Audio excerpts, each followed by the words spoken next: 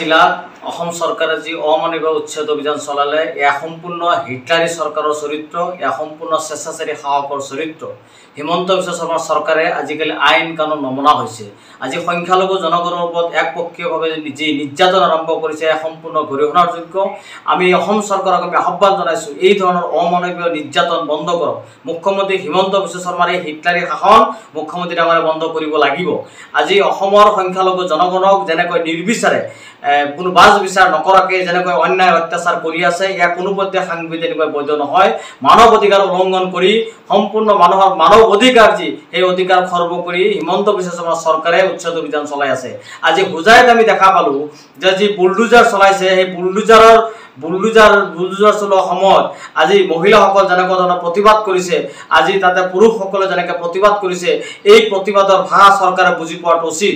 এই চৰকাৰৰ যি স্বৈৰাচাৰী শাসন ব্যৱস্থা, আজিৰ যি হোজাই জিলাত যি ধৰণৰ ঘটনা সংঘটিত হ'ল, চৰকাৰে যি লাঠি চালনা কৰিবলগীয়া হৈছে, আচলতে চৰকাৰে কি কৰিব বিচাৰিছে?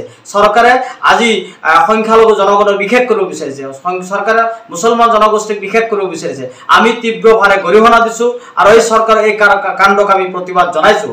আমি আমচুৱে ৰাজ্যজুৰি আমি আহ্বান জনাম, এতিয়া সকলো দল সংগঠনে চৰকাৰৰ বিৰুদ্ধে মাৰ বান্ধি থিয় হৈ গণতান্ত্ৰিক প্ৰতিবাদ কৰিব লাগে। আৰু আমি আমচু আগষ্ট মাহৰ শেষত ছেপ্টেম্বৰ মাহ প্ৰথম সপ্তাহত ৰাজ্যজুৰি চৰকাৰৰ বিৰুদ্ধে আমি গণ আন্দোলন গঢ়ি তোলাৰ বিকল্প কোনো নাথাকিব।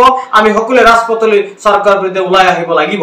হাজাৰ হাজাৰ সংখ্যালঘু জনগণক আমি ৰাজপথলৈ ওলাই অহাৰ কাৰণে আমি আহ্বান জনাম ছেপ্টেম্বৰ মাহৰ প্ৰথম সপ্তাহত। গতিকে সকলো ৰাইজক আমি একত্ৰিত হোৱাৰ আহ্বান জনাইছোঁ। এইখন চৰকাৰৰ বিৰুদ্ধে আমি প্ৰতিবাদ সাব্যস্ত কৰিবই লাগিব। এইখন চৰকাৰে আইন কানুন নমনা হৈছে, এইখন চৰকাৰৰ বিৰুদ্ধে সকলোৱে গণতান্ত্ৰিকভাৱে প্ৰতিবাদ সাব্যস্ত কৰাৰ কাৰণে আমি সকলোকে আহ্বান জনাইছোঁ। আৰু চৰকাৰৰ হিটলাৰী শাসন যদি বন্ধ নকৰে, নিশ্চিতভাৱে পৰিস্থিতিগত কাৰণত হ'লেও আমচুৱে চৰকাৰৰ বিৰুদ্ধে ব্যাপক গণ আন্দোলন গঢ়ি তুলিব।